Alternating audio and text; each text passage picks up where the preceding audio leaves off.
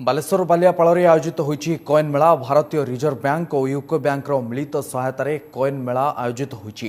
टंकिकिया 2 टंकिया कॉइन अचल गुजब प्रचार हेबा परे लोकंकु सचेतनता उद्देश्य एही मेलार आयोजन करा जायथिला।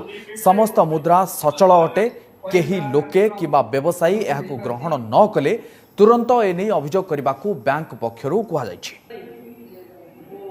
देखंतु आम पाखे खबर आसला जे बालियापाड़ा और तार आखपाख अंचल बहुत लोक टंकिकिया नोट को ग्रहण करूना। यूको बैंक सहयोगितार एठिकार गदाधर गिरी स्मृति विकास परिषदर सहायतार ये गोटे सचेतना कार्यक्रम आयोजन होती।